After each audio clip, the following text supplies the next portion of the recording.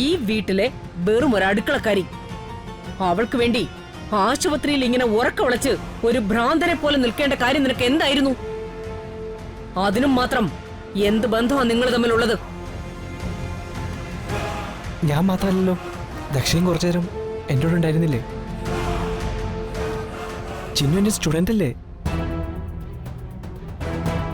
എല്ലാ ബന്ധത്തിനും അപ്പുറമാണ് ഗുരുശിഷ്യ ബന്ധം. ഗുരുശിഷ്യ ബന്ധം അത് അങ്ങനെ തന്നെ ആയിരിക്കണം അവസാനം വരെ.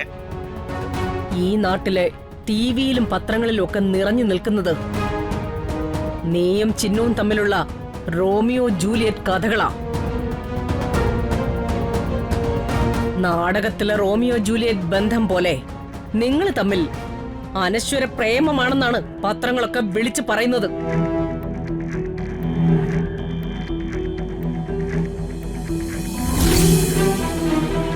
ആ വൃത്തികെട്ടവളുടെ കയ്യിൽ നിന്നും വിഷം അകത്ത് കയറി ഞാൻ ആശുപത്രി കിടന്നപ്പോ എനിക്ക് വേണ്ടി നീ ഇത്രയും ബഹളമൊന്നും കാണിച്ചില്ലല്ലോ. നീ അപ്പോഴും അവളെ അപകടത്തിൽ നിന്ന് രക്ഷിക്കാൻ പോലീസ് സ്റ്റേഷനില് അവളുടെ പിന്നാലെ നടക്കുകയായിരുന്നു.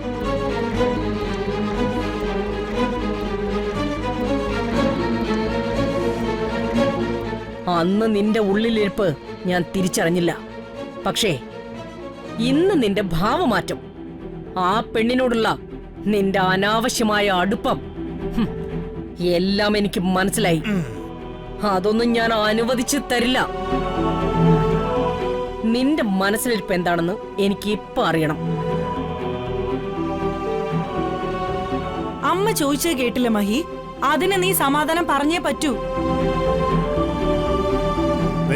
നിന്റെ ഈ അഴിഞ്ഞാട്ടയോട് അനുവദിച്ചു തരാൻ പറ്റില്ല. എന്റെ പെങ്ങളെ ചോദിച്ചിട്ട് മറുപടി പറയണം. മഹി, നീ ഇതെന്തുദ്ദേശിച്ച? രമേശ് ചോദിച്ചത് നീ കേട്ടില്ലേ? എന്താ നിന്റെ ഉദ്ദേശം? ഈ വലിയ വീട്ടിലെ ആമ്പിള്ളാരെ ഒരു പ്രായമാവുമ്പോ വീട്ടിലെ ചെറുപ്പക്കാരികളായ വേലക്കാരികളോട് ചില ചില്ലറ കുരുത്തക്കേടുകളൊക്കെ കാണും.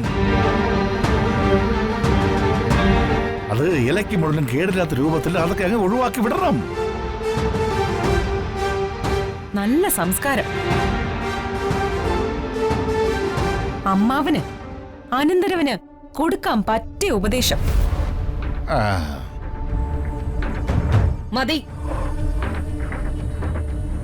മഹി, നീ എന്റെ ചോദ്യത്തിന് മറുപടി പറഞ്ഞില്ല. നിന്റെ ഉള്ളിലിരിപ്പ് എനിക്കറിയണം.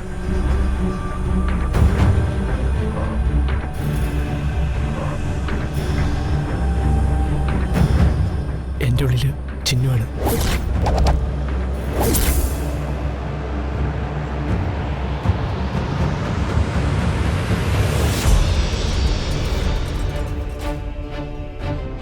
ചിന്നുവിനെ എനിക്കിഷ്ടം.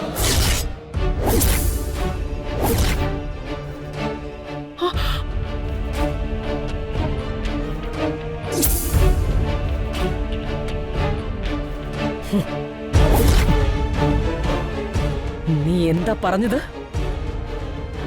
ചിന്നു എന്റെ ജീവനാ. അവൾക്ക് വേണ്ടി ഞാൻ എന്റെ ജീവൻ കളയാൻ പോലും തയ്യാറാ.